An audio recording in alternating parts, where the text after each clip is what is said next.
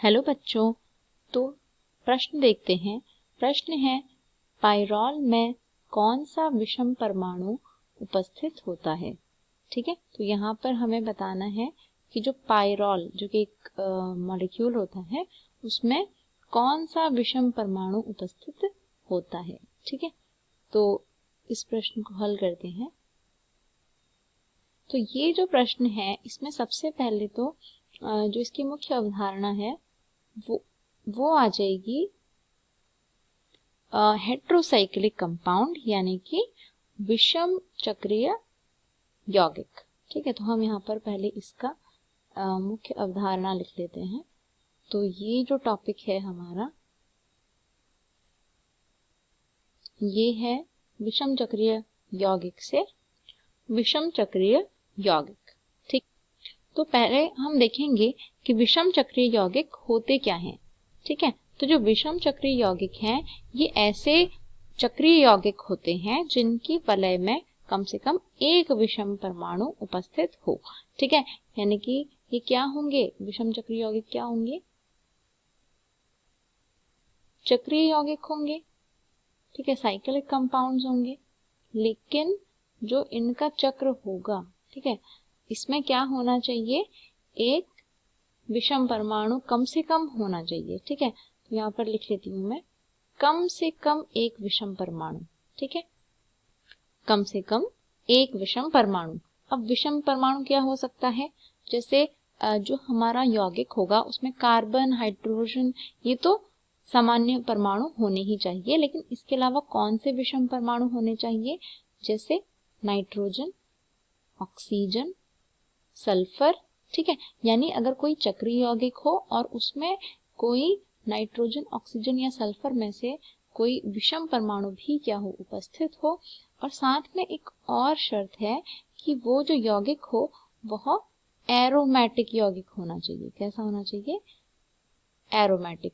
ठीक है, अब एरोमेटिक यौगिक कौन होते हैं, एरोमेटिक यौगिक वो होते हैं सबसे पहले तो जो चक्रीय होते हैं, लेकिन चक्रीय होने के साथ साथ वो क्या करते हैं, हकल रूल को भी फॉलो कर रहे हैं। ठीक है, अब हकल का रूल क्या है, हकल का नियम क्या है, हकल का नियम कहता है कि कंपाउंड के अंदर 4n+2 पाई इलेक्ट्रॉन होने चाहिए। ठीक है, कितने इलेक्ट्रॉन होने चाहिए, 4n+2 पाई इलेक्ट्रॉन होने चाहिए। ठीक है, ये हकल रूल का ये हकल का नियम है।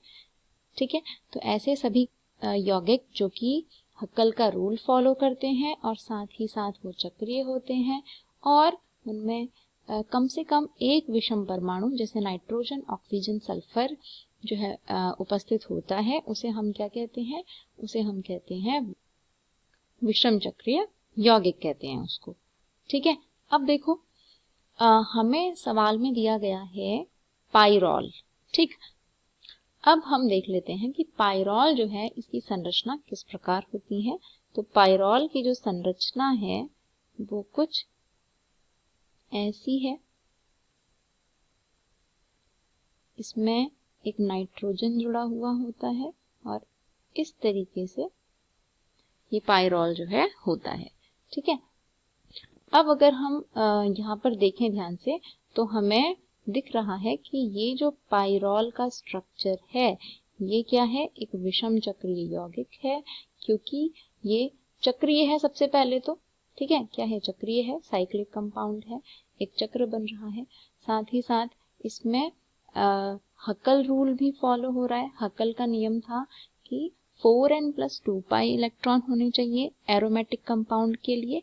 ठीक है, अब यह जो यौगिक है इसमें 4n+2 पाई इलेक्ट्रॉन भी है, क्योंकि देखो 2 इलेक्ट्रॉन ये हैं पाई इलेक्ट्रॉन, और ये वाले डबल बॉन्ड में भी 2 पाई इलेक्ट्रॉन है, और नाइट्रोजन का जो एक इलेक्ट्रॉन युग्म है ये भी जो है इसमें पार्टिसिपेट करेगा।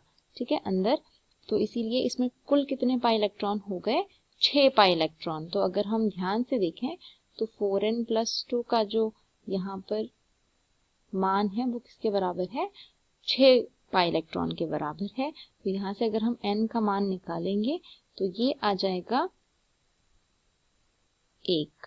ठीक है, तो इस तरीके से तो हकल का रूल यही कहता है कि जब n का मान जो है एक पूर्ण संख्या आती है, जैसे कि 0, 1, 2, 3, ठीक है, तो ऐसा एक कंपाउंड क्या कहलाएगा, एरोमेटिक कहलाएगा। साथ ही इसमें क्या है, एक विषम परमाणु भी है जो कि कौन है, नाइट्रोजन है, ठीक है, इसीलिए ये एक विषम चक्रीय यौगिक है, क्योंकि सारे ही रूल फॉलो हो रहे हैं। अब प्रश्न में पूछा गया था कि इसमें विषम परमाणु कौन है, तो विषम परमाणु इसमें है नाइट्रोजन। तो जो हमारा उत्तर इस प्रश्न का हो जाएगा वो क्या हो जाएगा, नाइट्रोजन। यानी पायरोल में कौन सा विषम परमाणु पाया जाता है, वह है नाइट्रोजन। ठीक है, तो ये आपका सही उत्तर हो जाएगा। मुझे आशा है कि आपको ये प्रश्न समझ आया होगा। धन्यवाद।